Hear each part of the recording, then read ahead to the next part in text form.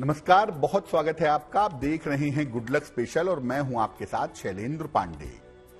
आज बात करेंगे सावन के तीसरे सोमवार की और बात करेंगे कि इस सावन के तीसरे सोमवार पर नाग पंचमी का जो संयोग बन गया है उसके किस तरह के फायदे हो सकते हैं, उसके किस तरह के लाभ आपको जीवन में प्राप्त हो सकते हैं।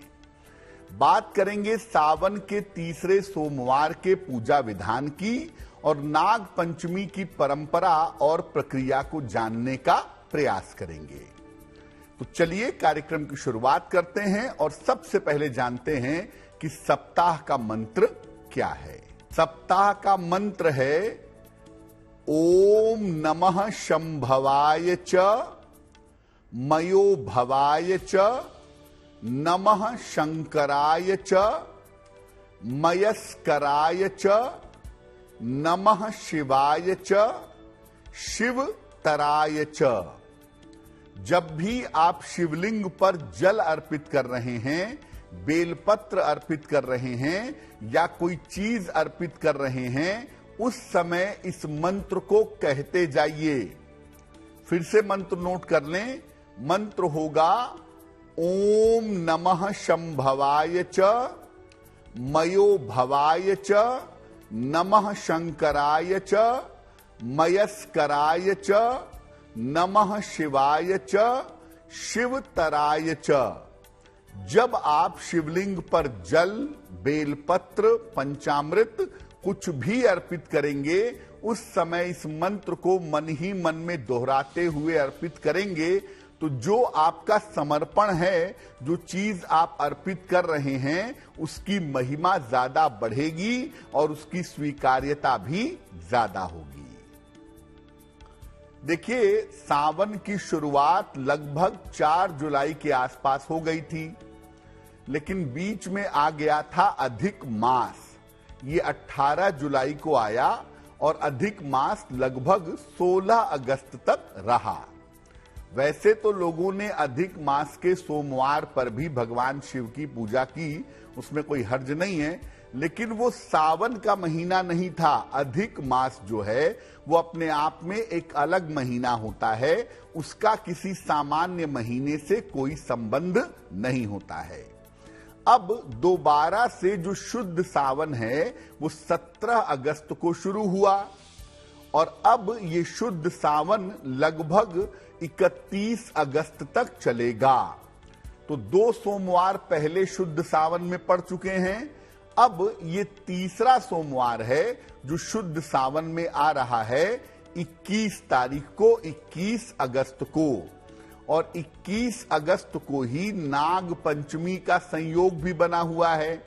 यानी एक तरफ सावन का तीसरा सोमवार है जो अपने आप में बड़ा पवित्र है, बड़ा मूल्यवान है, और दूसरा इस दिन नाग पंचमी का संयोग बना हुआ है।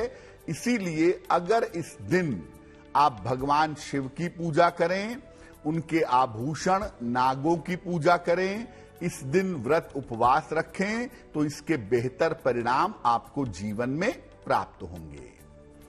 आपको बताते हैं कि सावन का जो ये तीसरा सोमवार है, जो शुद्ध सोमवार है, इसका महत्व क्या है।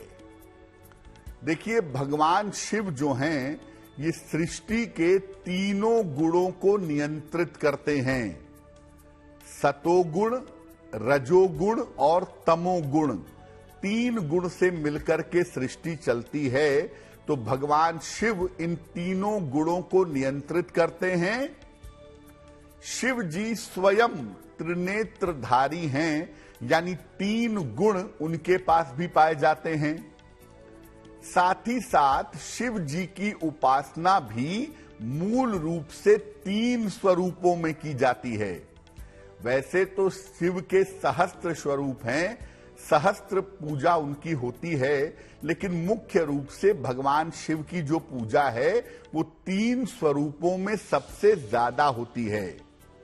भगवान शिव के तीनों स्वरूपों की उपासना के लिए सावन का तीसरा सोमवार सबसे ज्यादा महत्वपूर्ण है। वैसे तो भगवान शिव की उपासना किसी भी समय, किसी भी मुहूर्त में, किसी भी क्षण की जा सकती है। लेकिन सावन के तीसरे सोमवार पर अगर भगवान शिव के 3 स्वरूपों की पूजा की जाए तो वो ज्यादा बेहतर होगा, ज्यादा लाभकारी होगा। इस तीनों स्वरूप की उपासना करके सावन के तीसरे सोमवार पर मनोकामनाओं की पूर्ति की जा सकती है। 3 स्वरूप शिव जी के और सावन का तीसरा सोमवार, उन तीनों स्वरूपों को आप समझिए और उन तीनों स्वरूपों को समझ करके अगर आप इनकी पूजा करें तो ये आपके लिए बहुत कल्याणकारी होगा। शिव जी के इन स्वरूपों की उपासना अगर आप प्रदोष काल में करें, प्रदोष काल का मतलब सूर्यास्त के आसपास का समय है, उसी समय में मुख्यतः भगवान शिव की पूजा होती है। तो अगर प्रदोष काल में आप भगवान शिव की पूजा करें तो वो ज्यादा कल्याणकारी होगा। और इस बार जैसा आपको शुरू में ही बताया कि सावन के तीसरे सोमवार पर नाग पंचमी का संयोग भी बन रहा है। इसीलिए भगवान शिव के 3 स्वरूपों की उपासना तो हम करेंगे ही, क्योंकि तीसरा सोमवार है, लेकिन इसके अलावा नागों की, सर्पों की पूजा भी विशेष विधि विधान से इस दिन की जाएगी। देखिए, सावन के सोमवार पर आमतौर पर हम क्या करते हैं कि सुबह जाकर के शिव मंदिर में जल चढ़ा देते हैं, उपवास रख लेते हैं, पूजा कर लेते हैं। लेकिन आपको ये समझना चाहिए कि सावन के सोमवार पर भगवान शिव के किस स्वरूप की पूजा होगी, किस समय होगी और किस तरीके से होगी। 3 विशेष स्वरूप है भगवान शिव के। उन तीनों स्वरूपों की पूजा आपको सावन के तीसरे सोमवार पर करनी है। भगवान शिव का वो स्वरूप जिससे ग्रह नियंत्रित होते हैं। ग्रहों की बाधा को लेके, कुंडली के ग्रहों की समस्या को लेके हम सब ज्यादा परेशान होते हैं। कभी राहु की समस्या है, कभी मंगल की समस्या है, कभी शनि की समस्या है, उसको लेकर के हम लोग ज्यादा परेशान होते हैं। अगर आपको किसी ग्रह से संबंधित बाधा परेशान कर रही है तो भगवान शिव के एक विशेष स्वरूप की पूजा करिए, जिस स्वरूप का नाम है नीलकंठ। इस स्वरूप की महिमा क्या है? समुद्र मंथन के दौरान जब हलाहल विष निकला तो भगवान शिव ने मानवता की रक्षा के लिए उस विष को पी लिया। कालकूट नाम का विष निकला था समुद्र मंथन से, और ये इतनी ज्यादा नकारात्मक ऊर्जा लिए हुए था कि अगर ये रहता तो सृष्टि में जीवन का रहना मुश्किल होता। तो भगवान शिव ने उस विष को पी लिया और उन्होंने विष को अपने कंठ में रोके रखा, जिससे उनका कंठ नीला हो गया।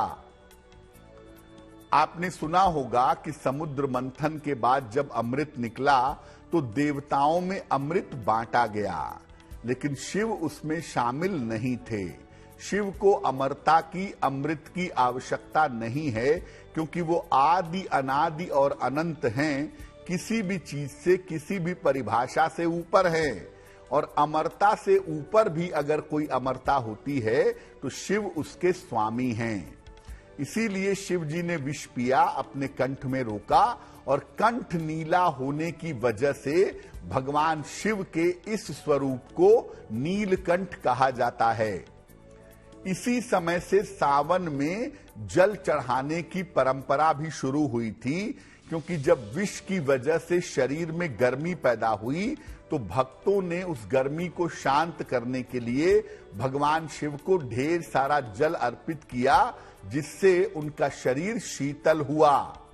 और तभी से सावन में शिव जी को जल चढ़ाने की परंपरा ज्यादातर पाई जाती है। जो भगवान शिव का नीलकंठ स्वरूप है, इसकी उपासना करने से शत्रु बाधा, षड्यंत्र और तंत्र मंत्र जैसी चीजें असर नहीं करती।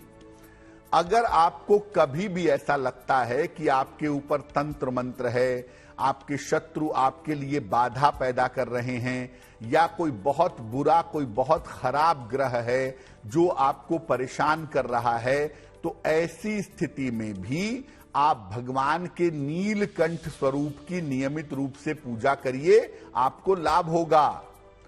और सावन के सोमवार पर अगर आपको भगवान शिव के नीलकंठ स्वरूप की पूजा करनी है तो शिवलिंग पर गन्ने के रस की धारा चढ़ाइए। इक्षु रस कहते हैं उसको। गन्ने का रस शिवलिंग पर थोड़ा सा अर्पित करिए, उसके बाद जल अर्पित करिए, और उसके बाद भगवान के नीलकंठ स्वरूप का मंत्र है ओम नमो नीलकंठाय। ओम नमो नीलकंठाय। इस मंत्र का कम से कम 108 बार जप करिएगा। अगर आप तंत्र मंत्र की बाधा से, नकारात्मक ऊर्जा से, ग्रहों की समस्या से आप किसी भी तरीके से परेशान हैं, तो ये उपाय करने से वो बाधा दूर होगी। जैसा आपको शुरुआत में बताया कि सावन के सोमवार पर भगवान शिव की जो पूजा करने का सही समय होगा वो प्रदोष काल में होगा, सूर्यास्त के आसपास के समय में। और प्रदोष काल में आप भगवान शिव को गन्ने का रस अर्पित करें, ओम नमो नीलकंठाय इस मंत्र का जप करें और प्रार्थना करें। निश्चिंत हो जाएं, आपका तंत्र मंत्र और आपके ग्रहों की बाधा दूर हो जाएगी। तो पहले स्वरूप को आपने समझा, वो है नीलकंठ स्वरूप। भगवान शिव के दूसरे स्वरूप की बात करते हैं। भगवान शिव का वो स्वरूप जो ज्ञान, विद्या, संगीत और कला का वरदान देता है। दुनिया में जितना भी नृत्य है, जितना भी संगीत है, जितने भी छंद, राग और रागिनियां हैं, इसका आविष्कार भगवान शिव ने किया था। और भगवान शिव जब आनंदित होते हैं तब वो विशेष नृत्य करते हैं और तब उन्हें नटराज कहा जाता है। भगवान शिव ने ही दुनिया में समस्त नृत्य, संगीत और कला का आविष्कार किया है। भगवान शिव ने ही तांडव नृत्य दिया। भगवान शिव ने ही शब्दों के संगीत के माध्यम से व्याकरण दिया। भगवान शिव ने ही संगीत दिया, राग और रागिनियों का आविष्कार किया। तो भगवान शिव केवल संहार के देवता नहीं हैं, कला के, नृत्य के और संगीत के देवता भी हैं। नृत्य कला के तमाम भेद और सूक्ष्म चीजें भी भगवान शिव ने अपने शिष्यों को बताई हैं और समझाई हैं।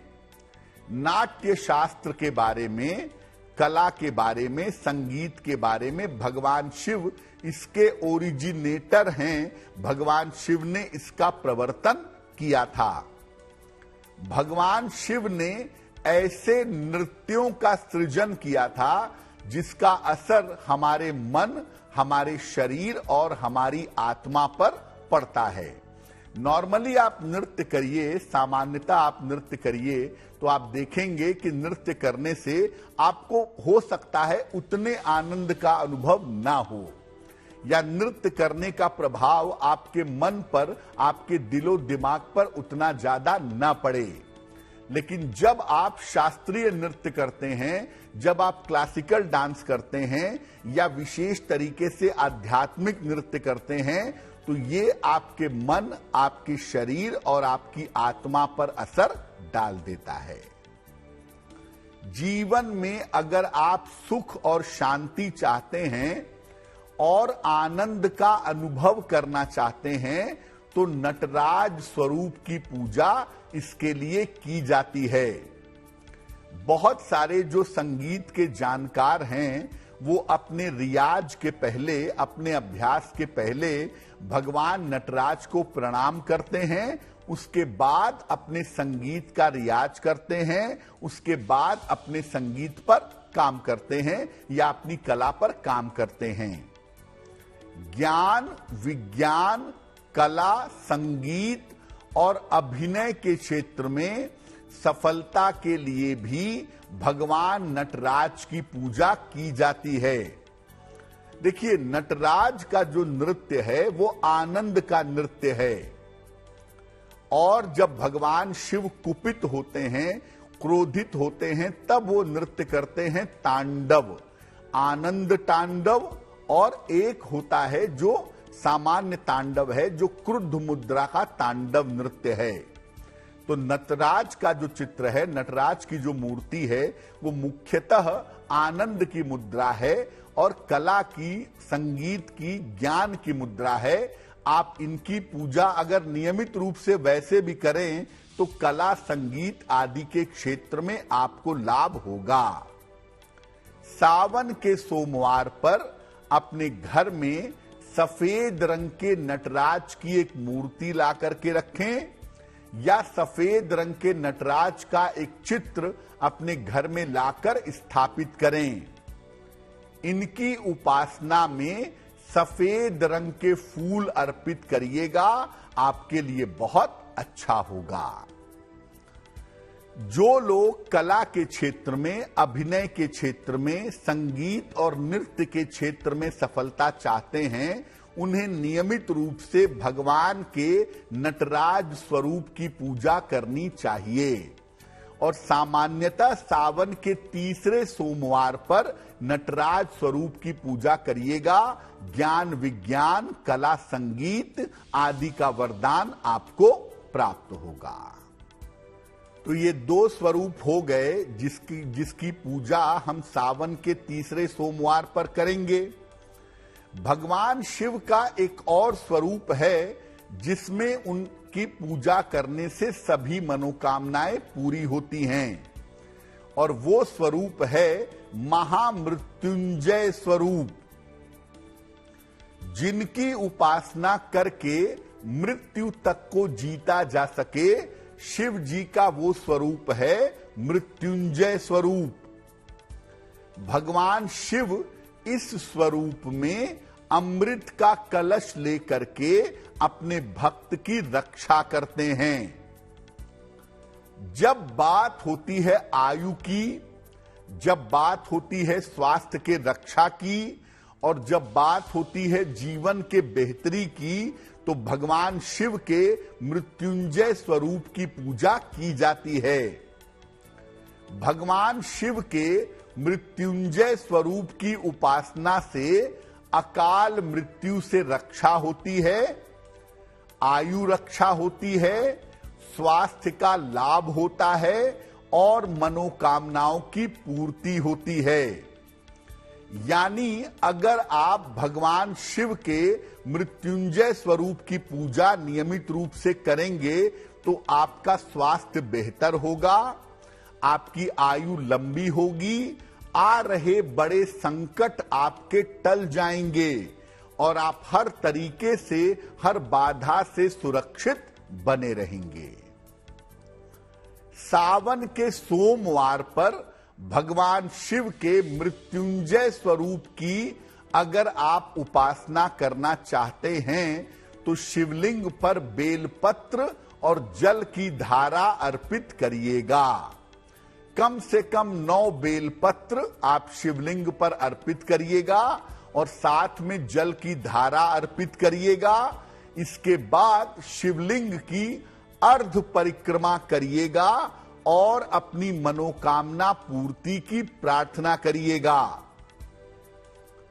मृत्युंजय स्वरूप का जो मंत्र है वो मंत्र है ओम हौं जूं सह। ओम हौं जूं सह। अब एक बात समझिए कि सामान्य जीवन में भी आपकी स्थिति बड़ी खराब है, स्वास्थ्य आपका बिगड़ा हुआ है, आप स्वस्थ नहीं हो पा रहे हैं, या किसी व्यक्ति के ऊपर मृत्यु तुल्य कष्ट आ गया है, ऐसी स्थिति में भी भगवान शिव के जो महामृत्युंजय स्वरूप का मंत्र है ओम हौं जूं सह, इसका जप करने से निश्चित रूप से आयु की रक्षा होती है, स्वास्थ्य में सुधार होता है और बड़ी से बड़ी बाधाएं आपकी टल जाती हैं। तो भगवान शिव के 3 स्वरूप के बारे में हमने आपको बताया। भगवान के नीलकंठ स्वरूप के बारे में, भगवान के नटराज स्वरूप के बारे में और भगवान के महामृत्युंजय स्वरूप के बारे में, जिसकी पूजा आप सावन के तीसरे सोमवार पर कर सकते हैं।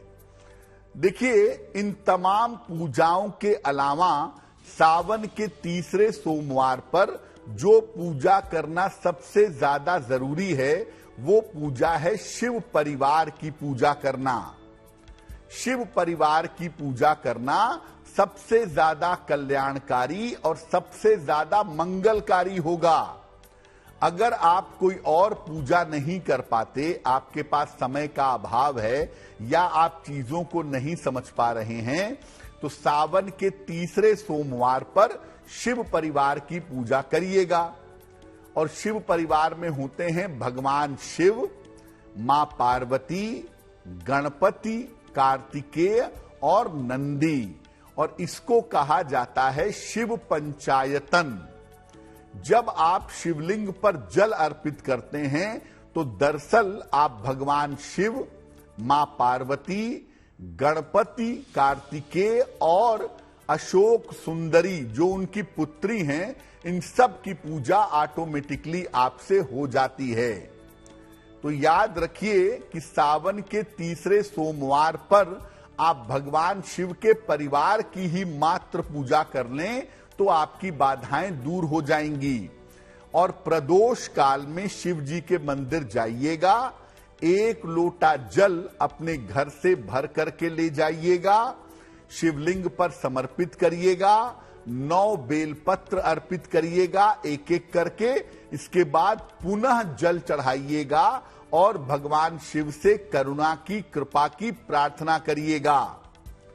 अगर आप ऐसा करते हैं सावन के तीसरे सोमवार पर, तो इससे भी आपका कल्याण और मंगल जरूर होगा। और जो लोग सावन के तीसरे सोमवार पर उपवास रखना चाहते हैं, वो सावन के तीसरे सोमवार की सुबह से अगले सोमवार की सुबह तक उपवास रखेंगे।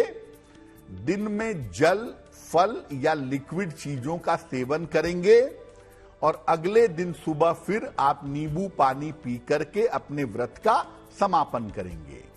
अगर आप सावन के तीसरे सोमवार पर व्रत नहीं रख पाते हैं, तो कम से कम आप इतना जरूर करिए कि भगवान शिव की अधिक से अधिक पूजा करिए और मांस, मदिरा इत्यादि का प्रयोग बिल्कुल मत करिएगा। ऐसा करना किसी भी हिसाब से उचित नहीं होगा।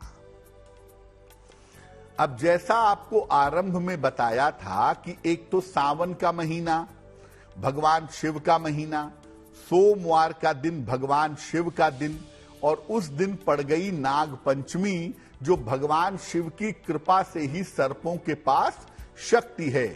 यानी ये जो स्थिति है ये भी भगवान शिव से जुड़ी हुई है।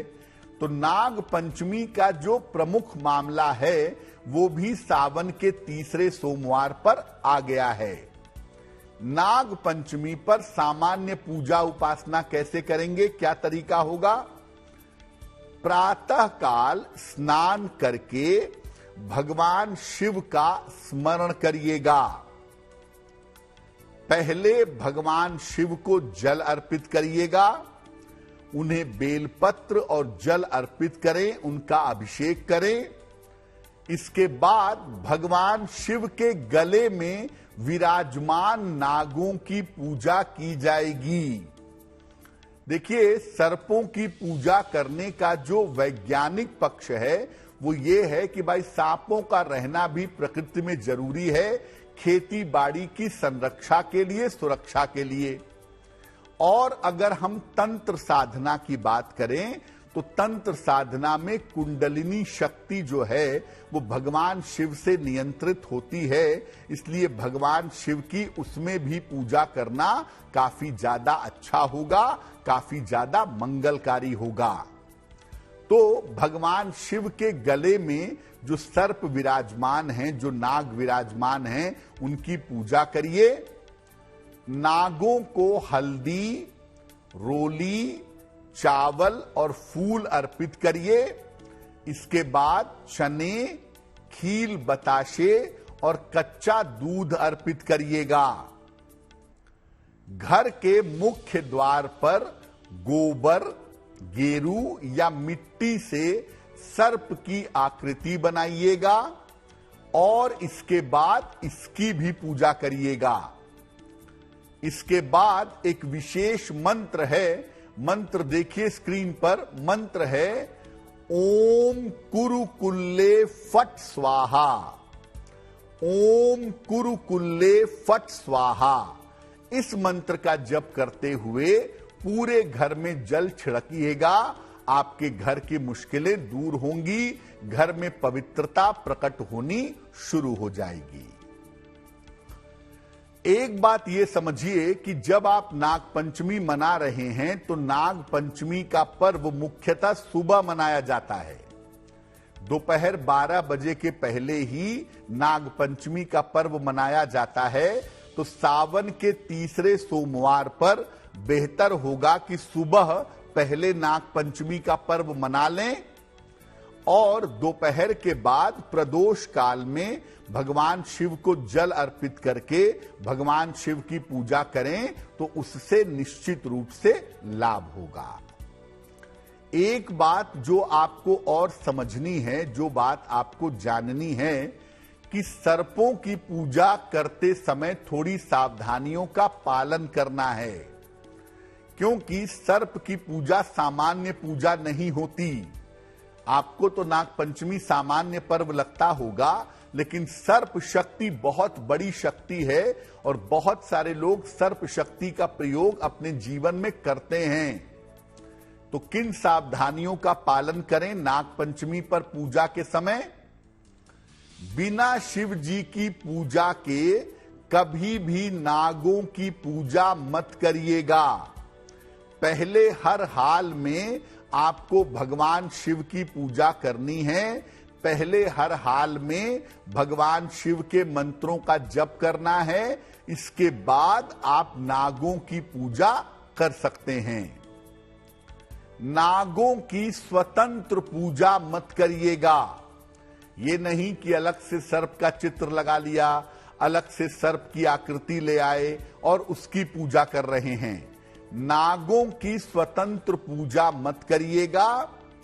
उनकी पूजा शिव जी के आभूषण के रूप में करिएगा, यानी शिव जी का एक चित्र स्थापित करें जिसमें उनके गले में सर्प हो और उनके गले में जो सर्प है या उनके साथ जो सर्प हैं, आप उनकी पूजा करेंगे।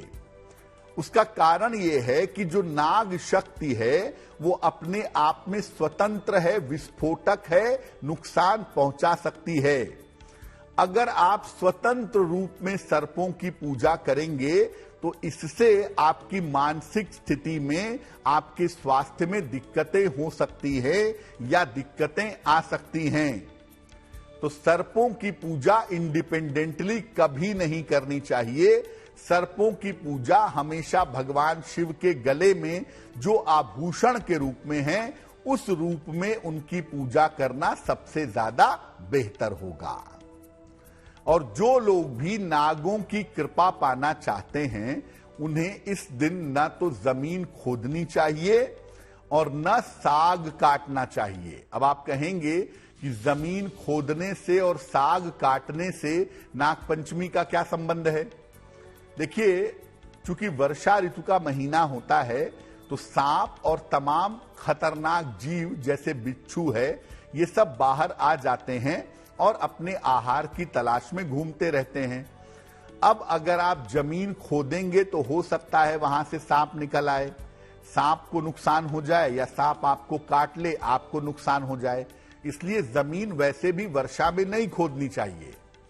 और साग आपको बताया था मैंने कि सावन के महीने में लीफी वेजिटेबल्स जो हैं, पत्तेदार जो सब्जियां हैं, उनका प्रयोग मत करिए, क्योंकि उन पत्तों के माध्यम से एक तो इन्फेक्शन हो सकता है और दूसरा लीफी वेजिटेबल्स के माध्यम से उन पत्तों में सांप आ सकता है, उन पत्तों में कोई कीड़ा आ सकता है जो आपको नुकसान कर सकता है। इसलिए लीफी वेजिटेबल मंगाइए ही मत, तो काटने की नौबत ही नहीं आएगी।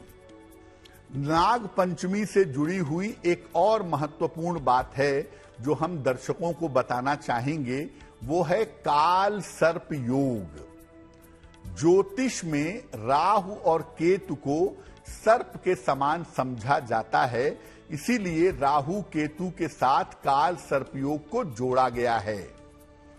ऐसा मानते हैं लोग कि काल सर्प योग अगर कुंडली में है तो आप जीवन में तरक्की नहीं कर सकते, जीवन में आपके अंधकार छा जाता है और जीवन में किसी प्रकार की उन्नति आपकी नहीं हो पाती है। और काल सर्प योग है तो आपका स्वास्थ्य खराब होगा, आपका वैवाहिक जीवन खराब होगा, आपको धन की मुश्किलें होंगी, आपको जीवन में अपयश का सामना करना पड़ेगा, ऐसा लोगों का मानना है। लेकिन मैं आपको बता दूं कि ज्योतिष के किसी भी प्रमुख विद्वान ने काल सर्प योग का उल्लेख नहीं किया है। ज्योतिष में जो प्राचीनतम पुस्तकें हैं उसको भी देख लीजिए और जो मॉडर्न पुस्तकें हैं उनको भी देख लीजिए। 300 वंडरफुल कॉम्बिनेशन के नाम से डॉक्टर बीवी रमन की एक किताब आती है, बड़ी फेवरेट किताब है, बड़ी अच्छी किताब मानी जाती है, और उसमें 300 वंडरफुल कॉम्बिनेशन में भी उन्होंने काल सर्प योग का उल्लेख नहीं किया है। और भारतीय ज्योतिष के, आधुनिक ज्योतिष के जो पितामह हैं श्री के.एन. राव, उन्होंने भी काल सर्प योग को सिरे से खारिज कर दिया है। तो दरअसल काल सर्प योग कुछ भी नहीं होता, राहु की अलग अलग स्थितियों का कोई भी नाम आप दे दीजिए, राहु की जो अलग स्थितियां हैं उनको लोग कहते हैं काल सर्प योग है। राहु केतु की अलग अलग खराब स्थितियों का नाम लोग काल सर्प योग दे देते हैं, लोग पितृ दोष दे देते हैं, लेकिन ये मामला होता है राहु का। आप सीधे ये भी कह सकते हैं कि आपका राहु नकारात्मक है, उसके लिए भारी भरकम काल सर्प योग का नाम लेने की या अन्य कोई नाम लेने की जरूरत नहीं है। सामान्य तरीके से भी अगर आप राहु के दोष की बात करेंगे तो वो भी आपके लिए पर्याप्त है और उससे भी चीजें समझ में आएंगी।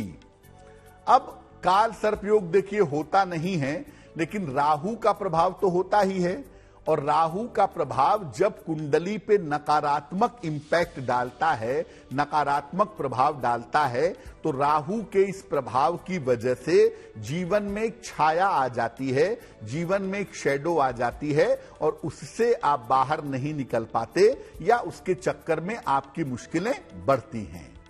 तो जब बात होती है काल सर्प योग की, तो आप राहु को समझिए और राहु की स्थिति को समझ करके उपाय करिए, वो आपके लिए बढ़िया होगा।